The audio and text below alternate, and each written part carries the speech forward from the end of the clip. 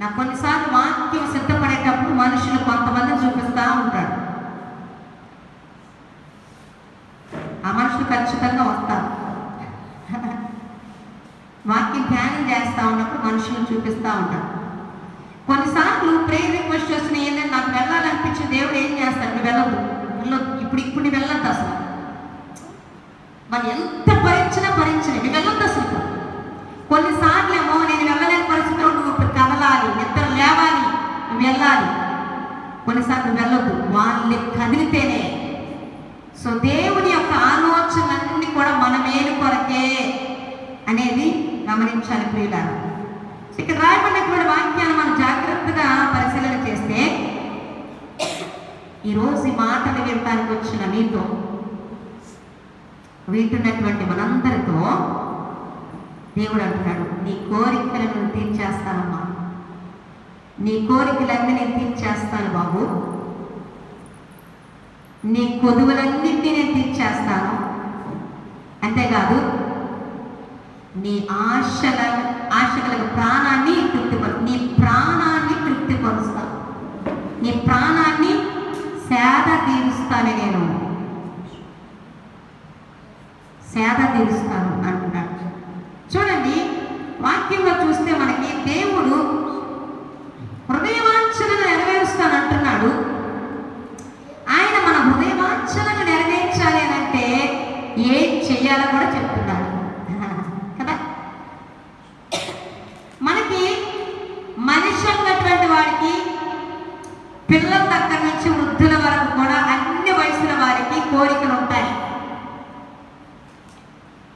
అది ఏ కోరికైనా కానివచ్చు. అయితే కొన్ని దేవుని చిత్తానుసారమైన కోరికలు ఉంటాయి, దేవుని చిత్తానికి విరోధంగా ఉండే కోరికలు కూడా ఉంటాయి. ఇంకో సత్యం ఏంటండి, ఇంకా గొప్ప సంగతి ఏం తెలుసా, దేవుడే కోరికలను పుట్టిస్తాడు కూడా, అలాగే సాతానుడు కూడా కోరికలు పుట్టిస్తాడు.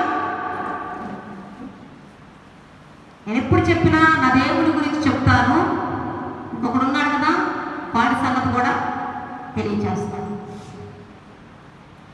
దేవుడు కోరికలు పుట్టిస్తాడు, తన చిత్తానుసారమైన కోరికలు, తన ప్రణాళికకు సంబంధించిన కోరికలు పుట్టిస్తాడు. మనిషికి సహజంగా తన వ్యక్తిగతమైన కోరికలు ఉంటాయి. అలాగే సాతాను దేవుడి చిత్తానికి విరోధంగా, వాక్యానికి విరోధంగా పాపంలో గుండా వెళ్ళేటువంటి కోరికలు కూడా పుట్టిస్తూ ఉంటాడు. పాపపు కోరికలు పుట్టించేది అల్లా సాతానుడే.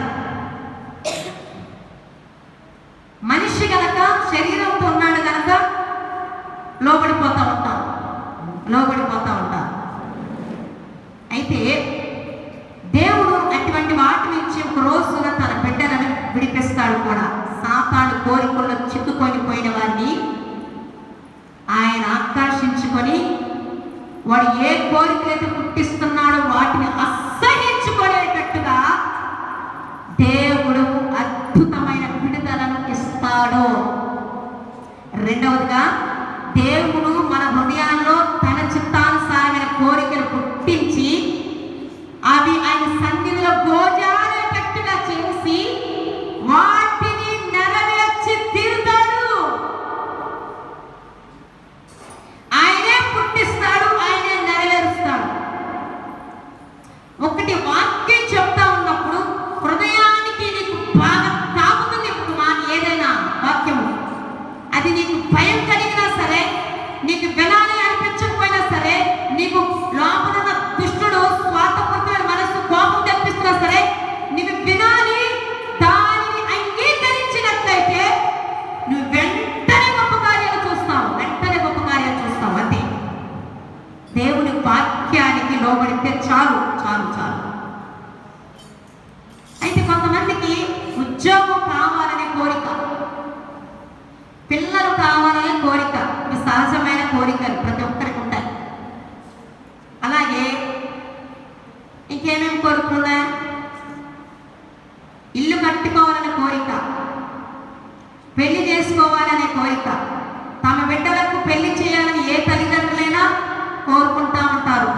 చేస్తూ ఉంటారు.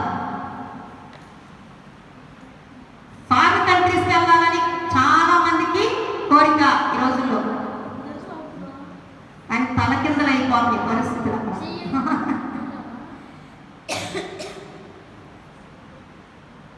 అలాగే ఇంకేమేమి కోరికలు ఉంటాయి మనిషి అన్న తర్వాత? ఐఏఎస్ చేయాలి, స్టడీస్ ఇది చదవాలి, వీటిని నెరవేర్చాలి, అవి కోరికలు. ఇవి మామూలు సహజంగా మనిషికి వచ్చేటువంటి కోరికలు. ఆత్మ సంబంధమైన కోరికలు కూడా ఉంటాయి దేవుని బిడ్డలకు. నేను ఆత్మలో ఎదగాలి, నేను పరిశుద్ధాత్మ చేత అభిషేకించబడాలి, నాకు కూడా ఈ వరాలు ఉంటే బాగుండు, నేను కూడా దేవుని కొరకు వాడబడాలి, నా తదుపరి నా బిడ్డలు నా సంతానం అంతా దేవుని పరిచర్యలో వాడబడాలి, పరిచర్య విస్తరించబడాలి, రక్షణ కార్యాలు జరగాలి సంఘములో. సో ఇటువంటి ఆత్మ సంబంధమైన కోరికలు ఉంటాయి. అలాగే ఎప్పుడు బలహీనంగా ఉండేటువంటి వాళ్ళకి నాకు ఏమున్నా లేకపోయినా ఒక ఆరోగ్యం ఉంటే చాలు అని కోరుకుంటారు చాలా మంది. నాకు ఏమున్నా లేకపోయినా పర్వాలేదు, ఆరోగ్యం ఉంటే చాలు, నాకు కనీసం నేను 4 మెతుకులు తృప్తిగా తినగలిగితే చాలు, కంటి నిండా నేను నిద్రపోతే చాలు. నిద్ర పట్టిన వాళ్ళకి ఏమనిపిస్తుంది తెలుసా? రేపేం జరుగుతుంది నాకెందుకు, ఈరోజు కంటి నిండా నిద్ర పట్టేటట్టు చెయ్యయ్యా చెయ్యయ్యా చెయ్యయ్యా అని ప్రార్థన చేసుకునే వాళ్ళు భూమి మీద ఎంతమంది ఉన్నారు. తినటానికి ఎదురు పండ్లు పలహారాలు భోజన పదార్థాలు శ్రేష్టమైనవి ఉంటాయి, కానీ అది తినలేని వాళ్ళు, తిని అనాయించుకోలేని వాళ్ళు, వాళ్ళు పడే బాధ శాపగ్రస్తమైనది అని చెప్పాలి. అందుకే ప్రసంగి గ్రంథంలో భక్తులు రాస్తాడు కదా, సరిగ్గా భోజనం చేయటము దేవుని యొక్క ఉచితమైన కృప, దేవుని యొక్క దీవెన. అంటే అది నిద్రపోవటము, భోజనం చేయటం అనేది దేవుని యొక్క దీవెన. ఇంకేదో దీవెన అనుకుంటాడు కానీ మనిషి ఈ 2 దీవెనలు ఉంటే దేవుని యొక్క దయా కృప నీ మీద ఉన్నట్టే. ఆ 2 లేకుండా నీ చుట్టూ అన్ని ఉన్నా కూడా అది దీవెన ఎట్లా అవుతుంది?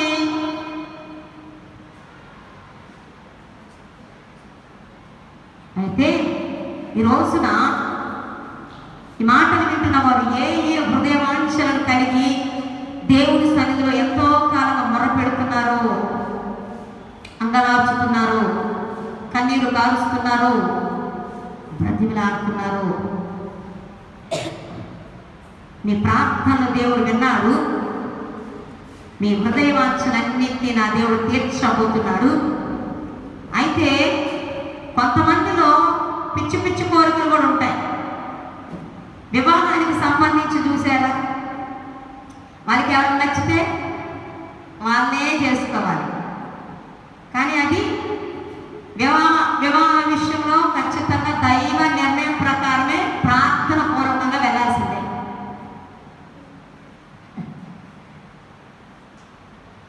నేను ఆ అబ్బాయిని ప్రేమించాను ప్రభా, ఇది ఈ అమ్మాయిని ప్రేమించాను ప్రభా, నాకు వాళ్ళనే ఇది చెయ్యంటే చేసుకున్నాక దబిడి దిబిడి దిబిడి దబిడి. ఇవి సాతాను పుట్టించే కోరికలు. వాటిని కనుక దేవుడు నెరవేర్చకపోయినా నీ అంతటా నెరవేర్చుకోవడానికి పాటలు కూడా నెరవేర్చుకున్నావా, తర్వాత వాటి ప్రతిఫలాన్ని అనుభవించక తప్పదు. అని దేవుడు నీ హృదయంలో కొన్ని కోరికలు పుట్టించినప్పుడు అవి నీ జీవితంలో నెరవేరిస్తే అవి నీ పిల్లల పిల్లల పిల్లలకు దీవెనకరంగా మారిపోతాయి.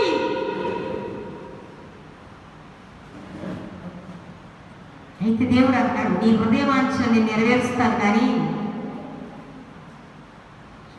నా ప్రియ కుమార్తెలారా కుమారులారా మీరు ఏం చేయాలి చెప్పనా? నన్ను బట్టి సంతోషించడం నేర్చుకోండి.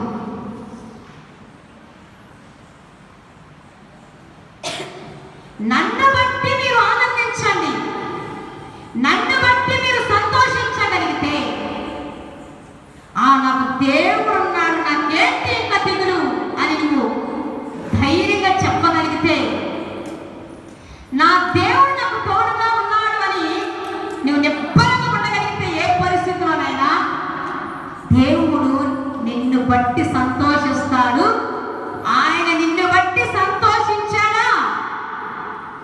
నీ కోరికలు, నీ అవసరాలు, నీ సమస్యలు, నీ కొనుగోలన్నీ ఆయనని అడగకుండానే తీర్చేస్తారు.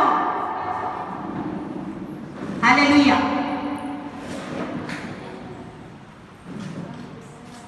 అర్థమవుతుందా? సో ఇప్పుడు ఈ మాట వింటూ కూర్చున్నటువంటి నీ హృదయం ఎన్నో కోరికలతో వచ్చి కూర్చున్నావు కదా, ఎన్నో ఆశలతో వచ్చి కూర్చున్నావు కదా, ఎన్నో కొరతలతో కొదువులతో వచ్చి కూర్చున్నావు కదా. అవి దేవుడు చేస్తాడు అని తెలిసే వచ్చావు కదా. అయితే దేవుడు నీవు కలిగి ఉన్న కోరికలను ఈజీగా ఎప్పుడో తీర్చేసేవాడు. కానీ ఆయన నీ నుండి ఒకటి కోరుకున్నాడు. ఈ రోజున నీ హృదయవాంఛలను దేవుడు తీర్చాలంటే, నీ ఆశ కలిగిన ప్రాణాన్ని దేవుడు తృప్తిపరచాలంటే నువ్వేం చేయాలి? దేవుణ్ణి బట్టి మాత్రమే సంతోషించు, మరి దేనిని బట్టి సంతోషించొద్దు. వేటి వేటి బట్టే సంతోషిస్తూ నీ హృదయవాంఛలు దేవుడు తీర్చాలి అంటే అది వల్ల కాదు. దేవుడు తన వాక్యానికి విరుద్ధంగా ఏది చేయడు, ఎంత కన్నీరు కార్చినా. కానీ నీ హృదయవాంఛ ఎంత గొప్పదైనా పెద్దదైనా, నువ్వే కోరికైనా దేవుడు కోరుకు, దేవుడి చిత్తానుసారమైనది, పరిశుద్ధమైనది, నీకు ఉపయోగపడేది, నీకు దీవెనకరమైనది చిట్టికలో చేసేస్తాడు ఆయన. కానీ ఆయన్ని బట్టి నువ్వు సంతోషించగలిగే స్థితిలో ఉండాలి.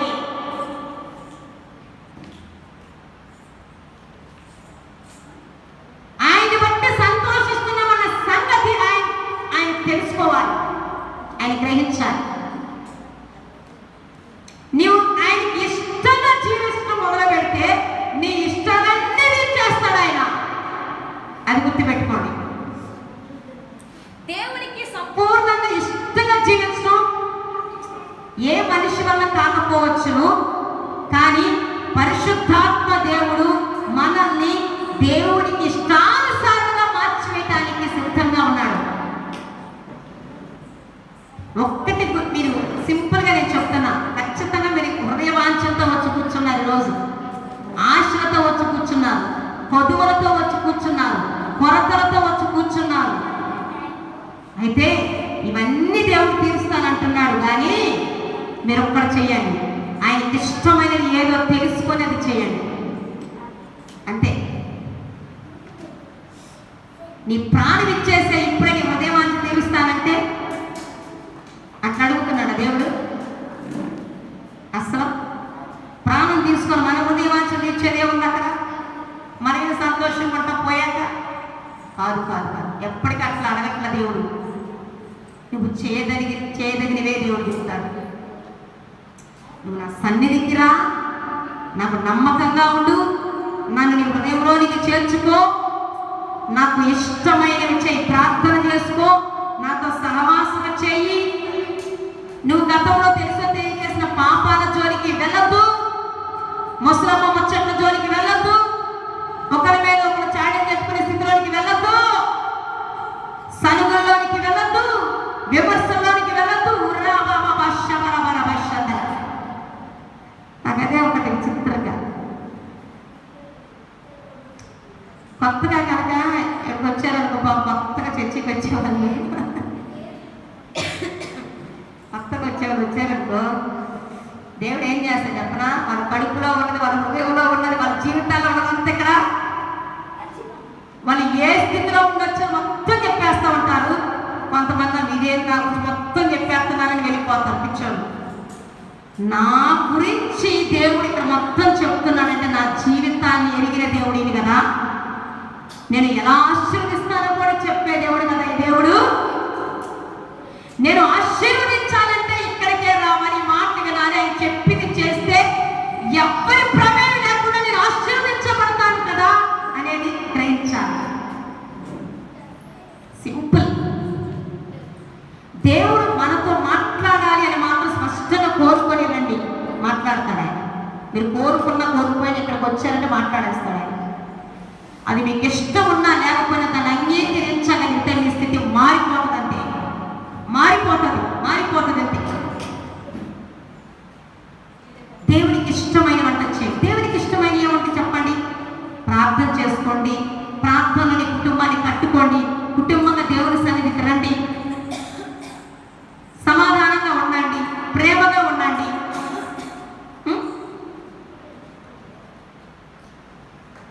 దశమ భాగాలు ఇవ్వండి, ఆజ్ఞలు పాటించండి, విశ్రాంతి దినాలు పాటించండి.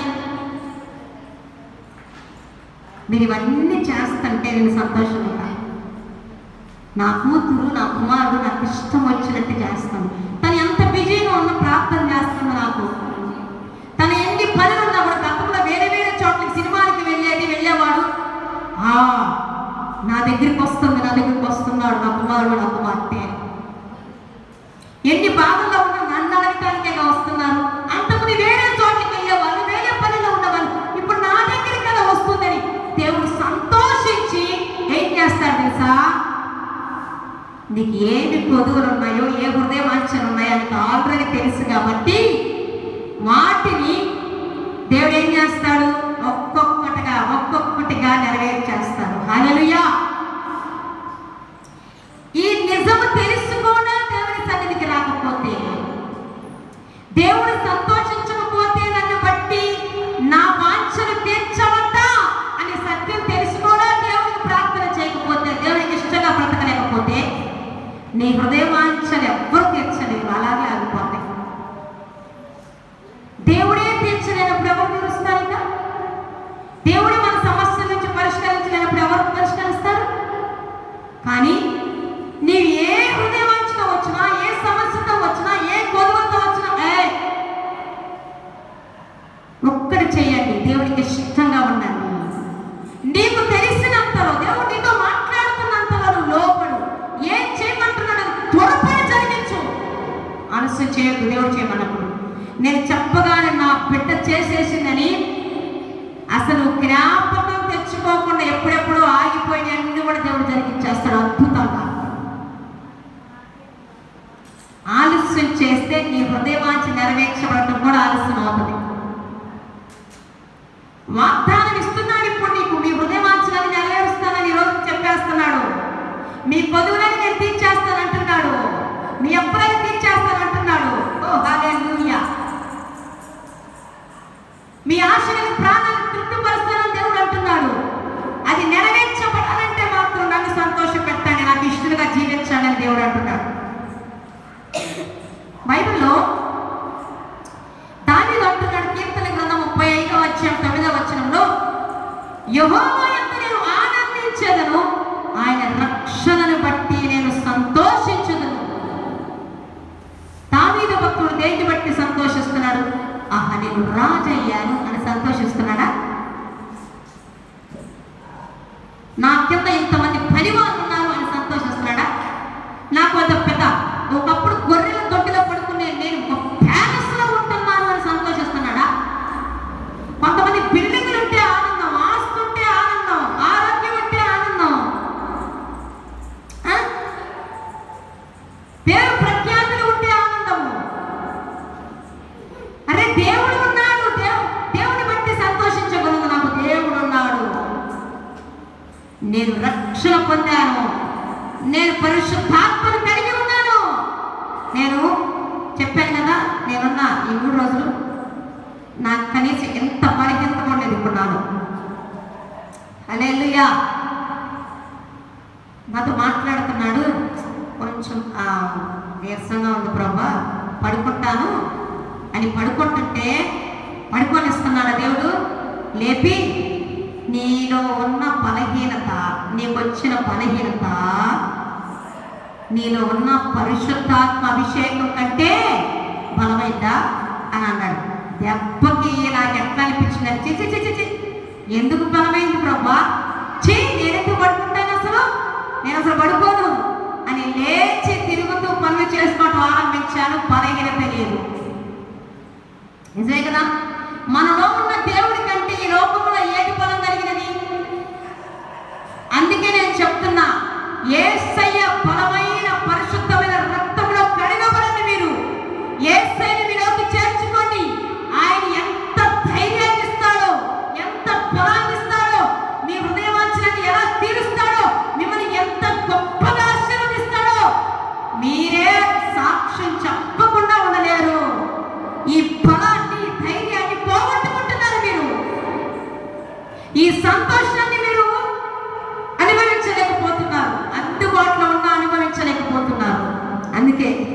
మీ కార్యాలు ఆలస్యం అవుతున్నాయి.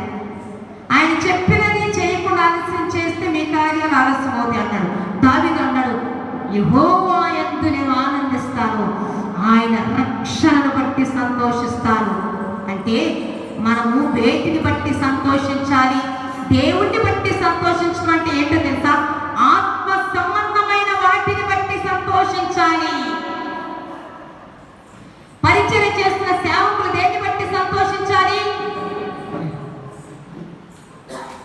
దేవదూతలకే లేని భాగ్యాన్ని సృష్టికర్త అయిన దేవుడు తనను ప్రకటించడానికి తన సన్నిధిలో పరిశుద్ధ ఆలయంలో నిలబెట్టుకున్నాడు నన్ను అని ఆనందించాలి.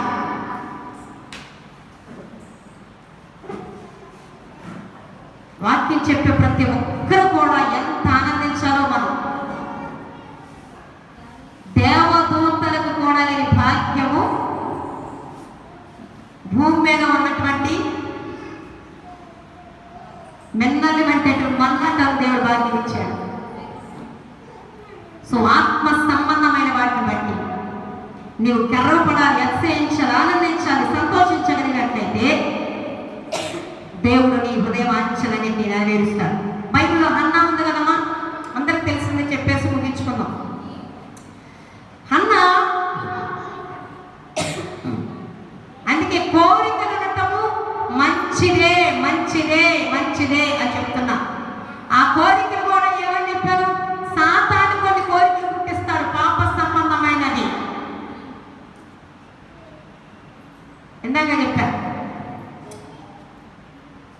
ఆ సాతాను పుట్టించేటువంటి పాప సంబంధమైన కోరికలు ఫస్ట్ బాగానే ఉంటాయి. ఆ కోరికలు దేవుడు తీర్చాడు, మనుషులే తీర్చేసుకుంటారు తొందరపడి. ఆ తర్వాత ఏమైందో చెప్పనా? చాలా బాధలు అనుభవిస్తారు. సాతాను కూడా పుట్టిస్తాడు. పాపం చెయ్యని ప్రేరేపించేది ఎవడమ్మా? వాడేగా.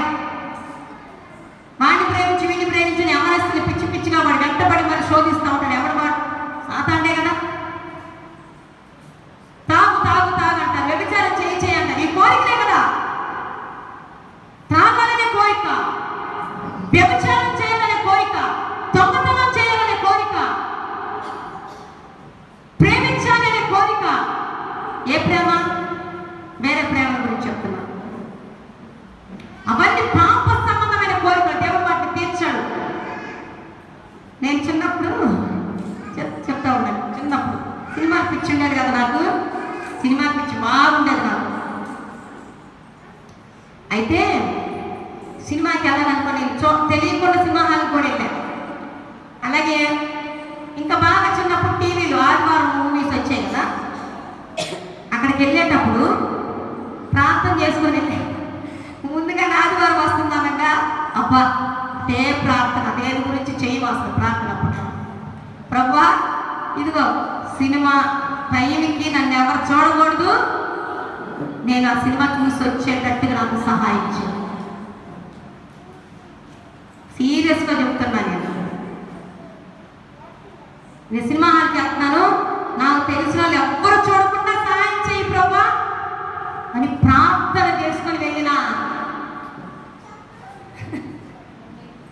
ఆ పాపి ఇప్పుడు దేవునికి ఆకర్షించబడి ప్రకటిస్తుంది.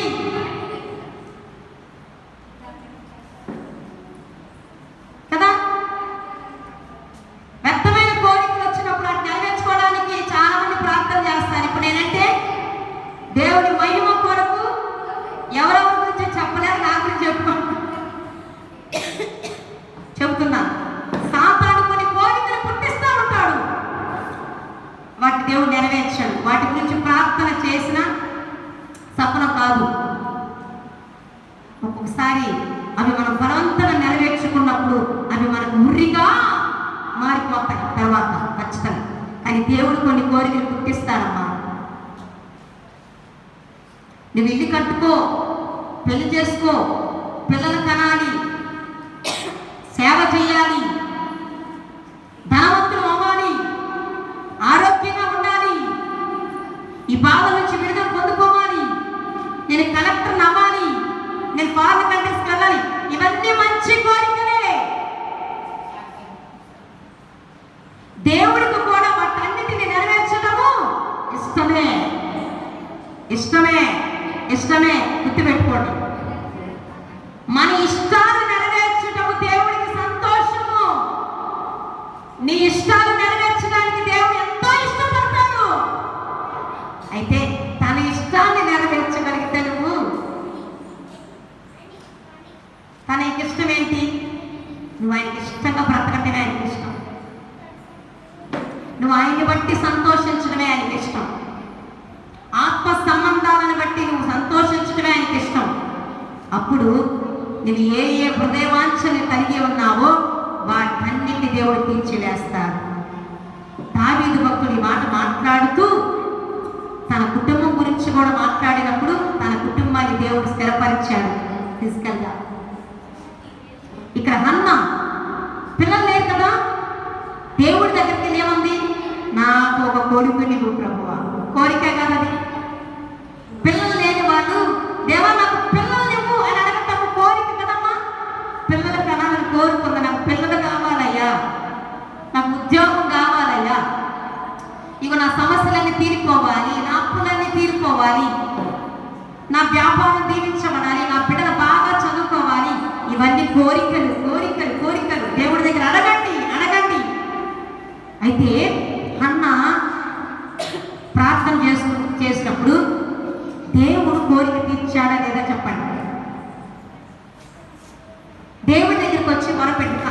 అయితే దేవుడు హన్నా కోరిక ఎందుకు తీర్చాడు చెప్పండి? అన్నా ఎవరమ్మా? దేవుని యందు భయభక్తులు కలిగిన స్త్రీ,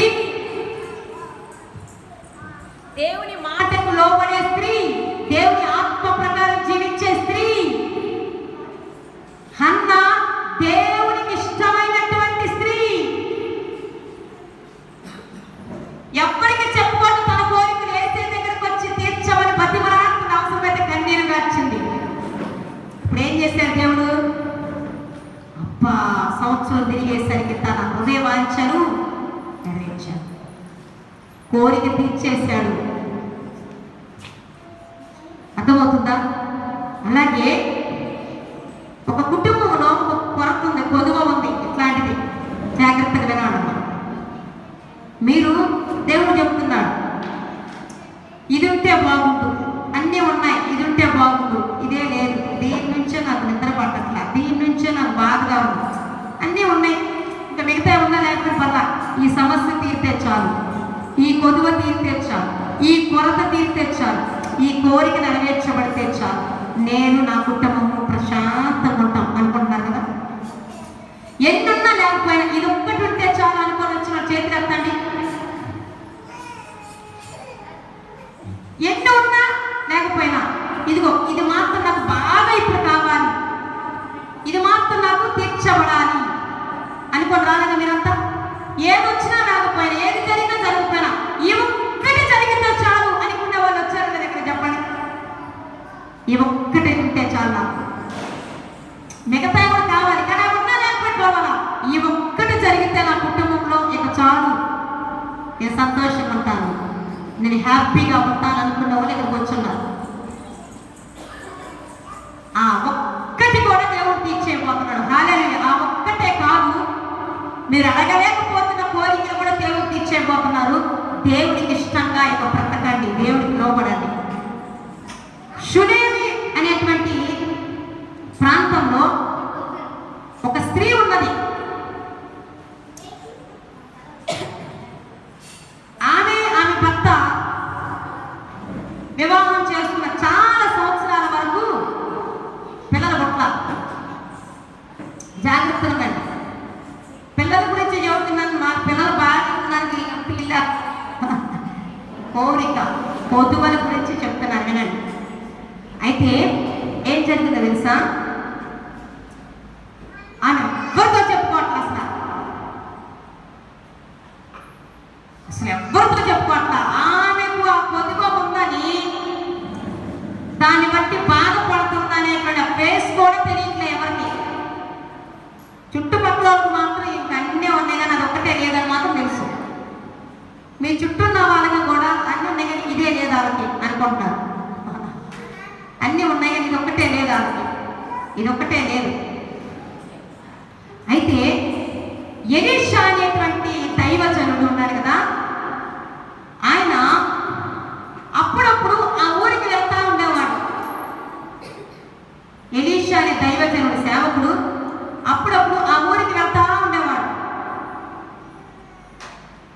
ఆ ఊరికి ఎప్పుడైనా ఎలీషా వెళ్ళినప్పుడు వెంటనే ఈ స్త్రీకి తెలిసిపోతుంది, అయ్యగారు వచ్చారా అని. వెంటనే ఆ దైవ సేవకుడి దగ్గరికి వెళ్ళిపోయి ప్రతిలాడటం మొదలు పెడుతుంది. అయ్యగారు మా ఇంటికి రండి, మా ఇంటికి రండి, మా ఇంటికి రండి, మా ఇంట్లో ఉన్నాండి అయ్యా, మీరు ఇక్కడ ఉండినన్ని రోజులు మా ఇంట్లోనే ఉన్నాండి అయ్యా, ప్లీజ్ నన్ను దాటిపోవద్దు అని ప్రతిలాడుతూ ఉంటుందంట. ఎన్నిసార్లు ఆ ఊరు వెళ్తాడో అన్నిసార్లు తెలుసుకొని వచ్చాడని తెలిస్తే దాన్ని పరిగెత్తుకుంటుంది, మా ఇంటికి రా, మా ఇంటికి రా, మా ఇంటికి రా, మా ఇంటికి రా అని అడిగేదంట. అట్లా కొన్నిసార్లు ఆమె ఆ దైవజనుడిని తన ఇంటికి ఆహ్వానించింది. తన దైవజనుడిని తన ఇంటికి ఆహ్వానించి ఆమె ఎంత శ్రద్ధగా చూస్తుందేమో తెలుసా, అక్కడే ఉంది. దేవుడు ప్రతిదాన్ని చూస్తున్నాడు. నువ్వు ఏ క్షణంలో ఏం చేస్తున్నావో దేవునికి ఇష్టమైనది ఒక్క క్షణంలో చేస్తున్నాయి చూస్తున్నాడు. దానికి ప్రతిఫలం ఇచ్చి తీరుతాడు. మామూలు దేవుడు కాదు మన దేవుడు. ఒక్కడు కూడా బాకీ ఉండడు, బాకీ ఉండడు ఆయన. అయితే ఆనంట ఆ దైవజనుడు ఇట్లా వచ్చినప్పుడల్లా తన ఇంట్లోనే ఉండాలని మేడ గది మీద ఒక రూమ్ కట్టించిందట. జాగ్రత్తగా వినండి, ఇది చెప్పేసి ముగించేస్తా, ఇంకేం చెప్పరు. మేడ గది మీద ఒక రూము ఆయన కొరకే సిద్ధపరిచిందట. ఇది దైవ సేవకుని కొరకే అని. ఆయన కూర్చోవడానికి, ఆయన భోజనం చేయడానికి, ఆయన పడుకోవడానికి, ఆయన ఉన్న రూమ్లో దీపము లైటింగ్ ఉండటానికి అన్ని, ఆ దైవ సేవకుడు ఎన్ని రోజులు ఉండడానికి కావాల్సినవన్నీ కూడా సమకూర్చిందంట. ఎప్పుడు ఆ ఊరు వచ్చినకి రా అంటము, ఆ రూమ్ ఇవ్వటము, ఆయన వెళ్ళిన దాకా ఆయనకి ఎప్పుడెప్పుడు ఏ అవసరమో తెలుసుకొని మరీ శ్రద్ధతో భక్తితో ఆమె మసలుకునేదంట. ఒకరోజు ఆమె అన్నిసార్లు వచ్చినా నాకు పిల్లలు లేరు, నాకు ప్రార్థన చేయని అడగనే అడగదు. అక్కడ తెలిసి ఎలీషా. కానీ సేవకుని మీ గృహాన్ని దర్శించినప్పుడు మీ హృదయంలో ఉన్నదంతా చెప్పండి,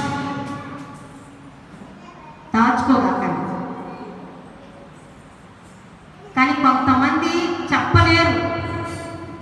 అటువంటి పరిస్థితుల్లో దేవుడు అర్థం చేసుకొని ఇలా సేవకుల ద్వారా అడిగిస్తారు.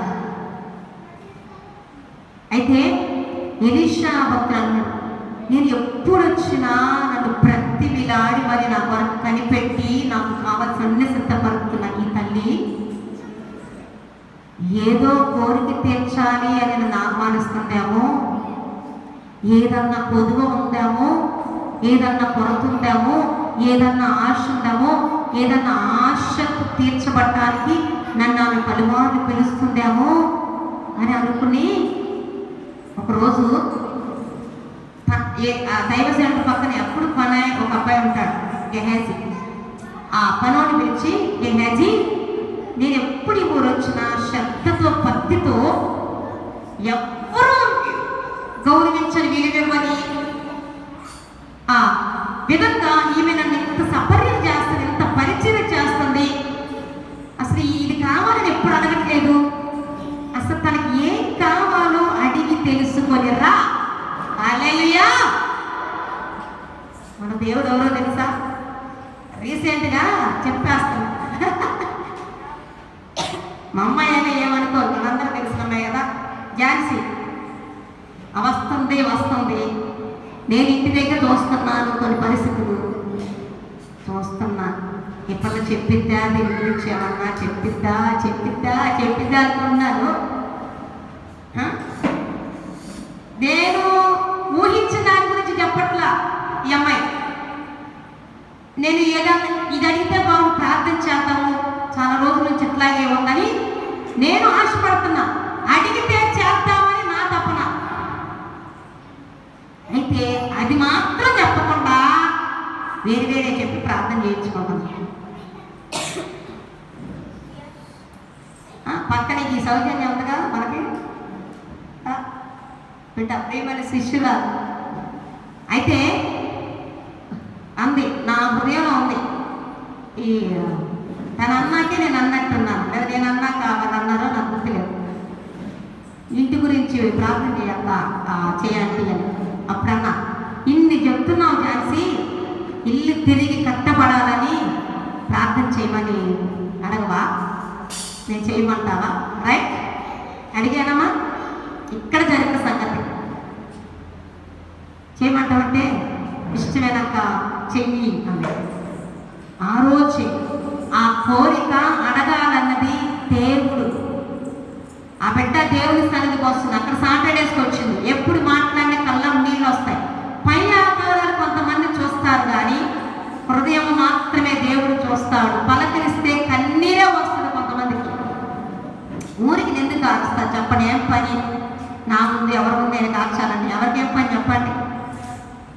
పలకరిస్తే వచ్చేస్తామండి హృదయం. మళ్ళీ ఎటువంటి స్థితిలో నుంచి అన్నామని, ఏ పరిస్థితి కానీ హృదయం దేవుడు చూస్తాడు. వస్తుంది వస్తుంది వస్తుంది. ఆ బిడ్డ చెప్పుకోలేకపోయిన దేవుడు అది చెయ్యాలని నిశ్చయించాడు. ఎప్పటి నుంచో చూస్తున్నాడు. సన్నిధికి వస్తా ఉంటే చెయ్యాలని వెయిట్ చేశాడు. నేను అందుకనే ఒక రోజు వచ్చి మా సావగాకండి తింటున్నాను, తింటాండి, తిట్టించుకోండి పర్లేదు. అప్పుడప్పుడు కలపలగాకండి అమ్మ చెయ్య, దేవుడు గొప్ప కార్యం చేయాలన్నాడు. నా నోటికి ఏం పలికిస్తున్నాడు జరిగి తీరుతాయి. కానీ దేవుడు మిమ్మల్ని కొన్ని చూడాలనుకున్నాడు మీలో. అస్సలు మీరు మిస్ అవ్వద్దు అని బతిమలాడుతున్నా నేను కొంతమందిని. తుర్రు పెట్టులా వెళ్ళిపోతూ ఉంటారు. ఆ బాధ సమస్య ఎట్టుకోకండి. మళ్ళీ గిరగిరగిరగిర తిరిగి నేను చెప్తున్నా, దేవుడు నా ద్వారా ప్రవచించిన ప్రవచనాలు, వాగ్దానాలని నెరవేర్చబడాలంటే కంటిన్యూస్గా ఇక్కడికి రావాల్సిందే. అలాగని మీరు అనుకున్న సంఘానికి ఖచ్చితంగా వెళ్ళండి. టైం డిఫరెన్స్ ఉంది కదా.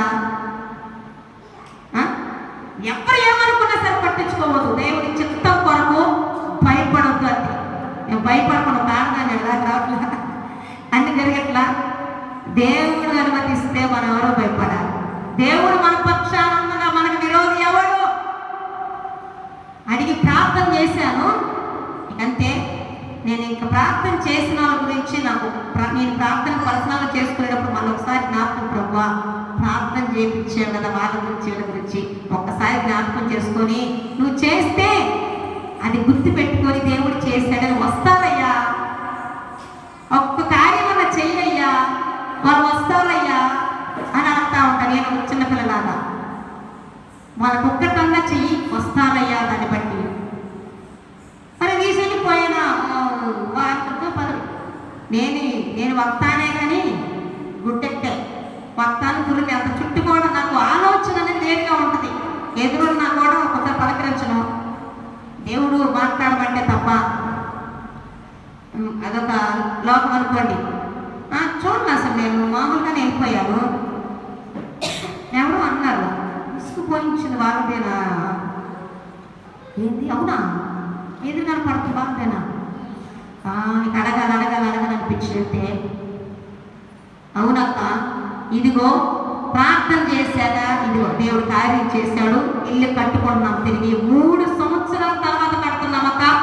3 సంవత్సరాల పండగలు ఇదిగో దానిలోనే నేను నా కుటుంబం జరుపుకున్నామని ఆమె ఏడుస్తుంది. 3 సంవత్సరాల పండగలు నా కుటుంబము అదిగో ఆ పట్టంలో చేసుకున్నాము. బట్టలు కట్టుకొని ప్రార్థన చేశాక నాకే కాదు అక్కడ వాళ్ళందరూ వచ్చిన వాళ్ళకి చెప్తుంది, వాళ్ళ హస్బెండ్తో సహా. అది ఆ చిన్న సాక్ష్యం దేవుడు ఎంత సంతోషించుంటారో. మీ జీవితంలో ఎంత చేసినా ఒక్కటి చేశాడంటే మిమ్మల్ని ఆకర్షించుకోవడానికి మీరు రావటం వల్లనే అది చేశాడు. కానీ అస్సలు చేయాల్సినవి మీరు ఊరికే చెప్తున్నాను నేను.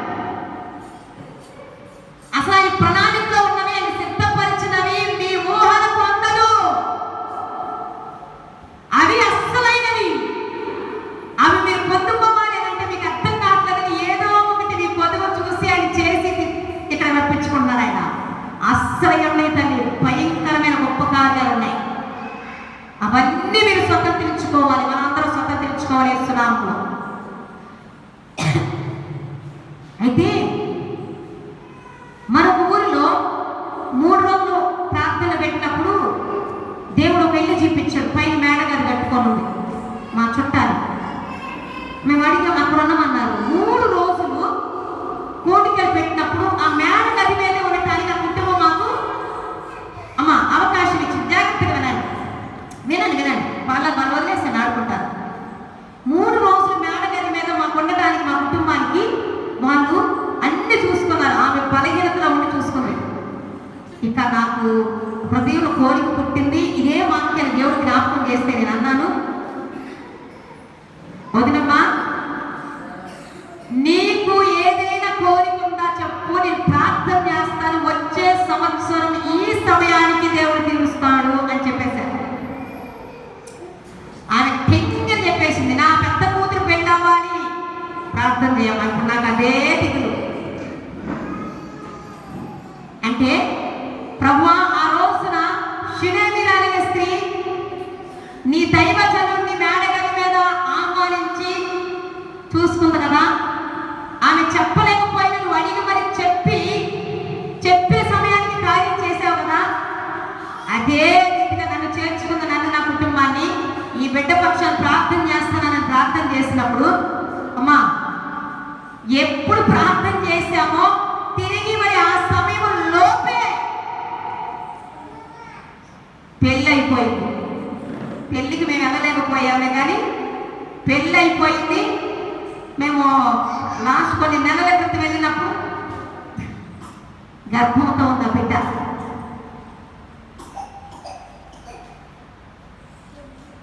అయితే ఇక్కడ ఎలీషా గెహాజీని పంపించి, తల్లి నీకేం కోరిక ఉంది, ఏం కావాలి అని కనుక్కొని వచ్చి, అయ్యా ఆమెకు అన్నీ ఉన్నాయి, ఆమెకు ధనం ఉంది, ఆమె భర్త కూడా ముసలోడు అయిపోయాడు, కానీ పిల్లలు లేరు. స్పష్టంగా ఉంటుందమ్మా. 2వ రాజులు తర్వాత చదువుకోండి, చెప్పేస్తా. 4వ అధ్యాయం 8 నుంచి 17 దాకా చదువుకోండి. నేను చదవమన్న వరకు చదువుతుంటాను. ఏముంది వినండి, పిల్లలు వదిలేసేయాలి. ముఖ్యమైన మాటలు మీరు వినిపిస్తావు. అన్నీ ఉన్నాయి, ఒక్కటే కొదువు ఉంది, ఒక్కటే కోరిక ఉంది, ఒక్కటే సమస్య ఆమె అనుకుంది. కానీ ఆమె ఎవరికి చెప్పుకోవట్లా. నాకు కూడా చెప్పుకోలేదు అయ్యా ఎన్నిసార్లు వచ్చినా. నేను అందుకే అడిగి తెలుసుకొని మరి చేద్దాం అనుకున్నాను.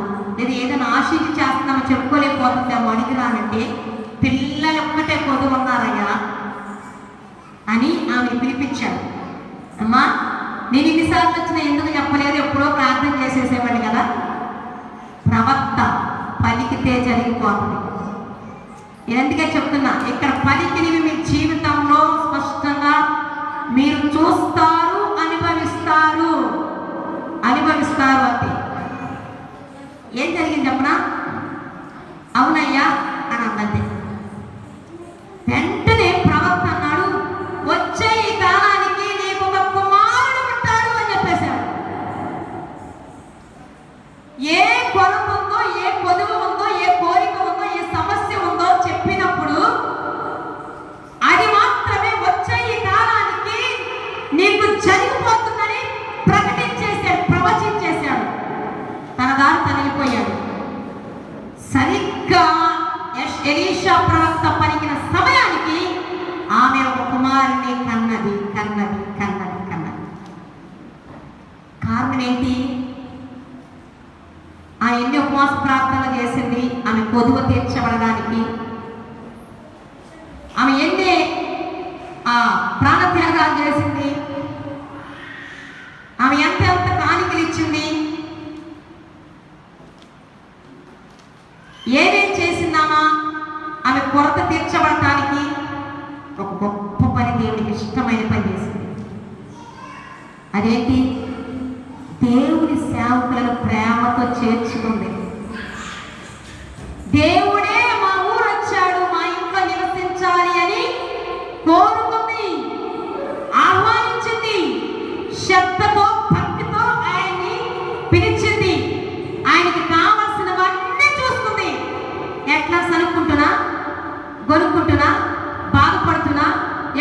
వెళ్ళిపోతాను అనుకుంటున్నా?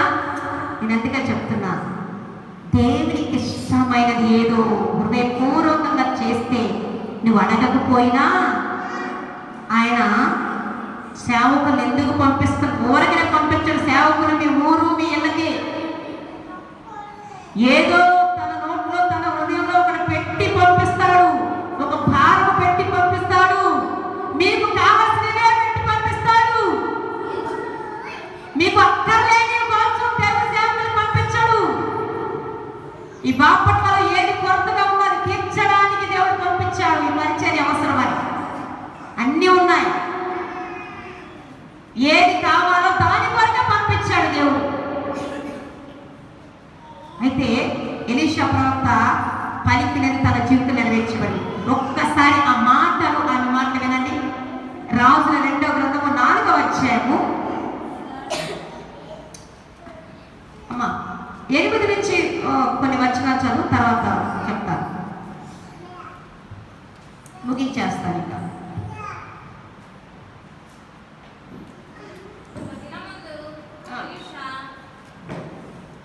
చదువు 4వ అధ్యాయం 8వ వచనం నుంచి 2వ రాజు.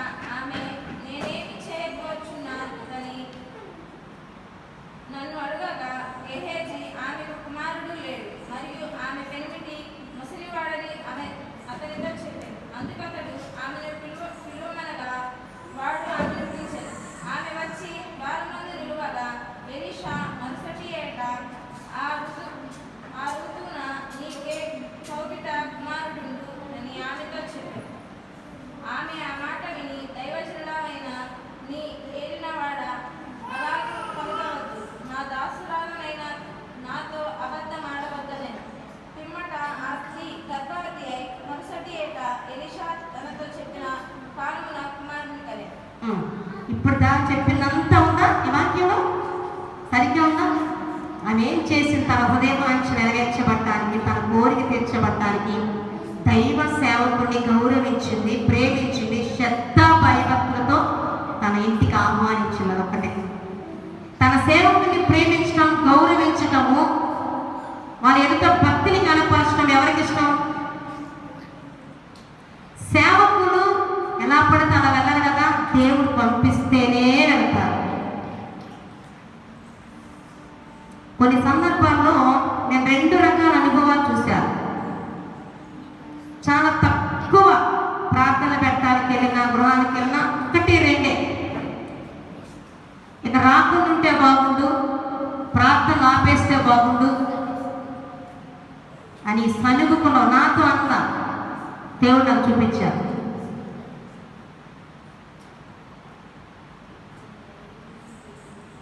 ఎవరి కోసం పంపిస్తున్నాడు దేవుడు? నా కోసమా?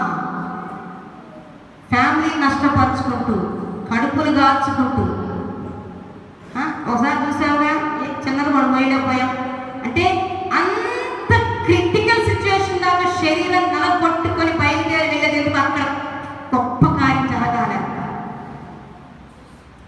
అంత కష్టపడి వెళ్తే తక్కువే, 1, 2 అంతే. ఆ స్థలాల్లో ఎందుకు పంపబడ్డామో చెప్పబడినా కూడా గ్రహించుకోవాలా, తృణీకరించారు. వెళుతున్న సేవకులు కాదు, దేవుడు ఏదో చెప్పడానికి, ఏదో చెయ్యటానికి. దేవుడు సమయం ఇచ్చినప్పుడు తన దాసులను ఎద్దకు పంపిస్తున్నప్పుడు మీరే అలర్ట్ అవ్వాలి, మీరే మేల్కోవాలి, మీరే చెప్పని కలిగి ఉండాలి. మీరు అనుకున్న సమయంలో అది జరగదు. ఈ రోజున నిజం వినమ్మా, అటువంటి గృహాలకి మరలా దేవుడే అన్నాడు, నువ్వు వెళ్ళొద్దు, వాళ్ళ గురించి కన్నీరు కార్చొద్దు, ఇక వెళ్ళొద్దు.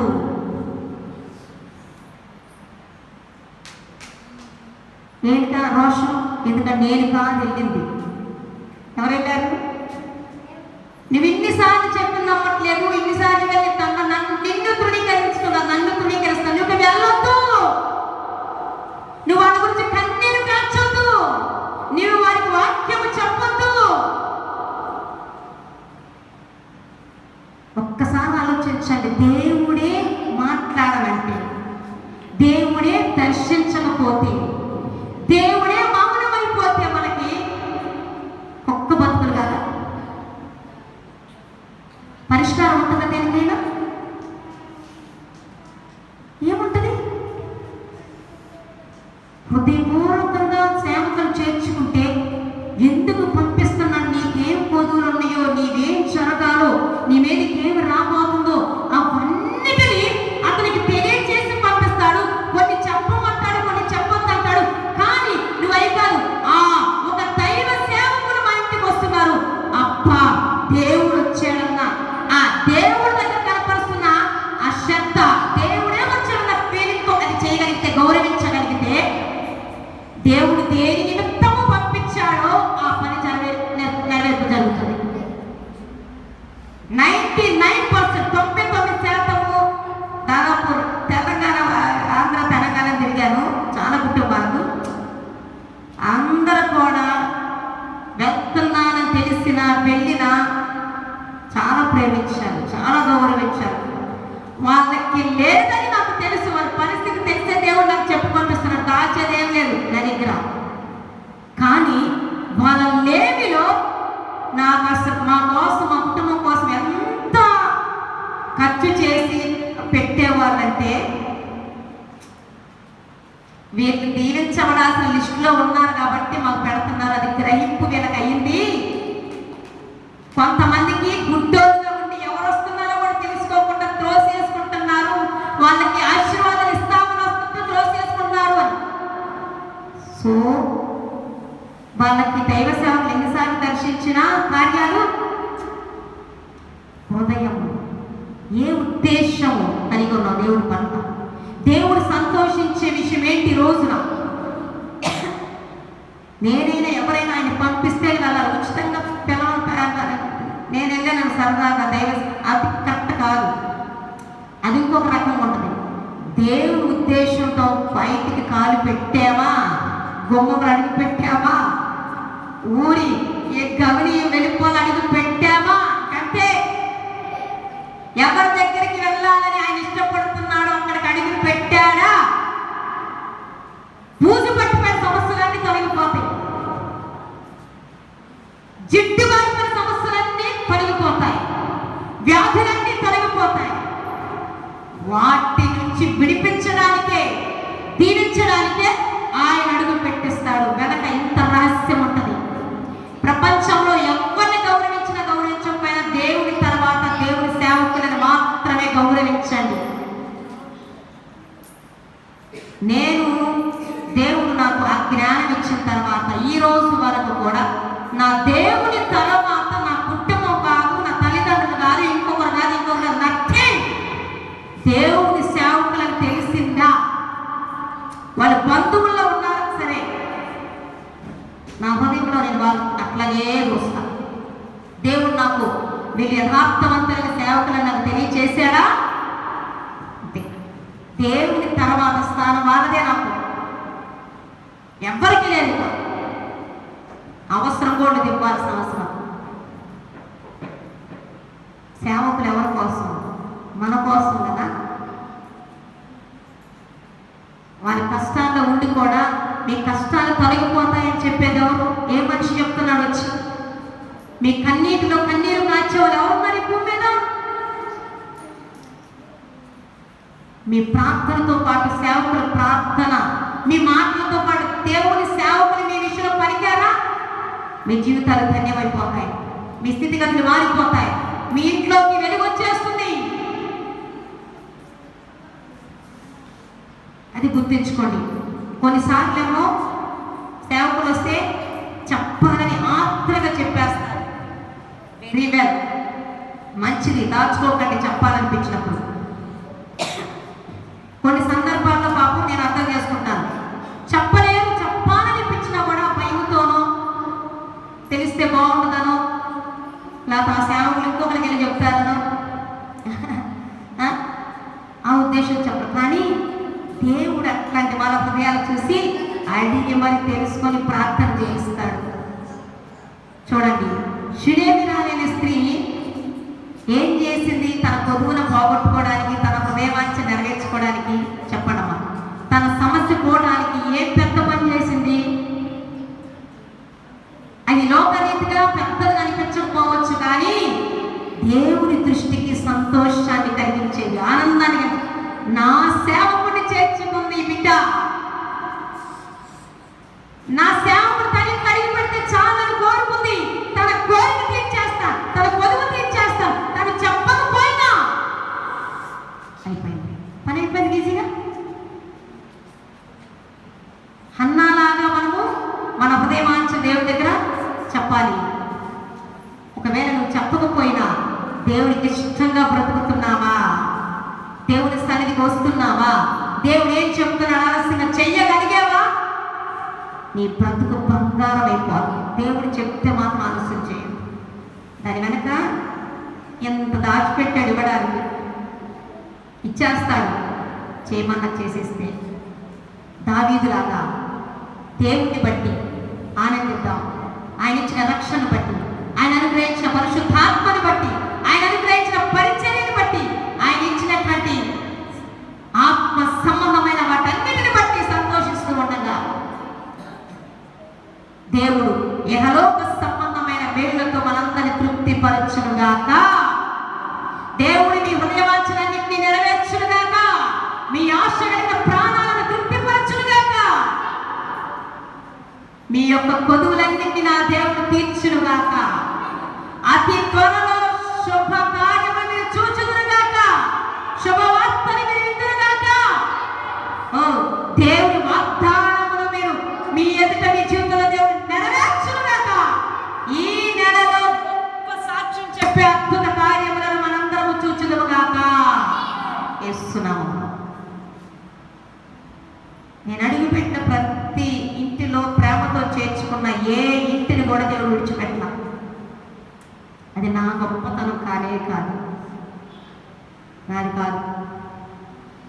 ఎవరిది అమ్మా? ఆయన కనికరం. అవి మనుషులను పెద్ద పెద్ద చేస్తే మన హృదయవాంఛను తీరుస్తారు, పెద్ద చేస్తే. కానీ మనుషుల దృష్టికి పెద్దవైనవి దేవుని దృష్టికి అలవైపుగా ఉంటాయి. మనుషుల దృష్టికి చిన్నగా అనిపించే దేవుని దృష్టికి పెద్దగా ఉంటాయి. నువ్వు అన్ని వదిలేసేసి ఎప్పుడు సినిమాకి వెళ్ళగాని ఇప్పుడు వస్తున్నావు అనుకో, అప్పో ఏం వెళ్తుంది ఇప్పుడు భక్తురాలు. ఇప్పుడు దాకా తిట్టింది, బయట పట్టుకొని పోతుంది. ఇప్పుడు దాకా తిట్టాడు, ఇప్పుడు వెళ్తున్నాడు. అబ్బో ఎన్నన్నా అనుకొని తెలుసో తెలియక ఎన్నన్నా చేయని ఆ క్షణం వరకు ఆదివారం వచ్చిందా సన్నిధిలో కనపడండి. ఏ సమస్య వచ్చిందో ప్రార్థన చేయటం మానదు. ఎవరు విసిగించినా, ఎవరు మిమ్మల్ని విమర్శించినా దేవుణ్ణి వదలొద్దు, దేవుణ్ణి వదలొద్దు, ప్రార్థన మానొద్దు. దేవుడు మీతో చెప్పినవి చేయకుండా విడిచిపెట్టు. యొక్క కృప అత్యధికంగా మీ మీద కుమరించబడును గాక. ఆమె ప్రార్థన చేసుకుందామా? ఒక్క క్షణం అడగండి. ప్రభువా తండ్రి, మీ జీవితంలో మేలు చేస్తే అయ్యా మా జీవితంలో మేలు చేస్తే నీకు కృతజ్ఞతలని చెప్పండి. మరొక మేలు చేయవా? నా హృదయవాంఛ ఇదయ్యా, ఇదిగో నాకు అన్నీ ఉన్నాయి కానీ ఈ సమస్య ఒక తీరితే చాలు, ఈ కొదువు తీరితే చాలు, ఈ సమస్య తీరితే చాలు, ఈ దీవెన కావాలయ్యా నాకు. అయ్యా ఇదిగో నాకు ఈ హృదయవాంఛ తీర్చయ్యా, ఈ బలహీనత నుంచి విడుదలివ్వయ్యా, ఇదిగో నా కుటుంబంలో రక్షణ కార్యం జరిగించయ్యా, అయ్యా ఇది జరిగించయ్యా, ఇది జరిగించయ్యా, నన్ను తృప్తిపరిచయ్యా. మీరు ప్రతిమలాడండి ఇప్పుడు అన్నాలాగా. హల్లెలూయా, స్తోత్రం స్తోత్రం స్తోత్రం. అడగట మాత్రం మానొద్దు, మానొద్దు. ప్రభు నీకు ఇష్టంగా ఉండలేకపోయా, నన్ను క్షమించయ్యా, నీకు ఇష్టంగా ఉండడానికి నాకు సహాయం చేయి, నాకు అవకాశం ఇవ్వు తండ్రి. ప్రభువా మీరే మాకు సహాయం చేయదని ప్రతిమలాడండి. ఈ క్షణంలో యేసయ్య మీ హృదయాలను చూస్తున్నాడు. మీ హృదయవాంఛను తీర్చడానికి ఆయనే ఇష్టపడి మాట పలికించాడు. హల్లెలూయా. ఆయన తీర్చాలనుకుంటున్నప్పుడు మీరు ఎందుకు అడగలేకపోతున్నారు? అడగమన్నా కూడా అడుగుడి మీకు ఇయ్యబడును, తట్టుడి మీకు తీయబడును, వెదకుడి మీకు దొరుకును. ఆయన దొరకడానికి మీకు సమీపం ఉన్నాడు. తట్టండి, ద్వారా తీయబోతున్నాడు ఆయన. హల్లెలూయా, హల్లెలూయా, హల్లెలూయా. ఓ మిమ్మల్ని పట్టి పీడిస్తున్నటువంటి దృష్టిని క్రియలు వెళ్ళిపోతున్నాయి. మీరు భయపడుతున్నటువంటి చీకటి పనులు తొలగిపోతున్నాయి. మీ గృహాలను దేవుడు వెలుగుమయం చేసేస్తున్నాడు. దేవుణ్ణి విడిచిపెట్టొద్దు ప్రియులారా. మహాపరిశుద్ధుల ప్రేమ కలిగిన తండ్రి, పరిశుద్ధమైన బంగారు పాదాలకు వందనాలు, స్తోత్రాలు. ఈ రోజున మాతో కూడా ఉండి మాతో మాట్లాడినందుకు మీకు కృతజ్ఞతలు. మా హృదయవాంఛలన్నీ తీరుస్తున్నందుకు వందనాలు. అయితే మా హృదయవాంఛల పొదువులు, మా సమస్యలు తీర్చబడకపోవడానికి, మా బాధలు తొలగిపోకపోవడానికి మాలోనే లోపం ఉన్నాయా, మాలోనే కొరతలు ఉన్నాయి. మీకు ఇష్టంగా బ్రతకలేకపోయాం, మీకు ఏది ఇష్టమో తెలుసుకోలేకపోయాం, దాని ప్రకారం చేయలేకపోయాం, అవకాశం ఇచ్చినా కోల్పోయాం. క్షమించయ్యా, క్షమించు, అవకాశము దయచేయి ప్రభువా అయ్యా అని తెలుసో తెలియజే తప్పులు క్షమించమని అడగండి. ప్రభువా నీ ప్రజల దోషాలు క్షమించండి, మా అందరి దోషాలు క్షమించండి ప్రభువా. వచ్చినటువంటి ప్రతి బిడ్డ హృదయవాంఛ నెరవేర్చండి, వారి పొదువులన్నీ తీర్చండి, వారి సమస్యల నుంచి, బంధకాల నుంచి విడిపించండి అయ్యా, వారి అనారోగ్య సమస్యల నుంచి విడిపించండి అయ్యా, వారి కుటుంబంలో చీకటిని తొలగించండి అయ్యా. నీ మాట త్వరగా వినడానికి, లోబడటానికి మీ పరిశుద్ధాత్మ క్రియ జరిగించయ్యా. నీ కృపను అందరూ తోడుకొచ్చమని, దుష్టుడు ఎక్కడి వాక్యం ఎత్తుకొని పోకుండా సహాయం చేయండి. పాపపు కోరికలు పుట్టిస్తున్నటువంటి దుర్రాత్మ చీకటి శక్తులను బిడ్డల గృహాల్లో వారి హృదయాల నుంచి ఆజ్ఞాపిస్తున్నాను.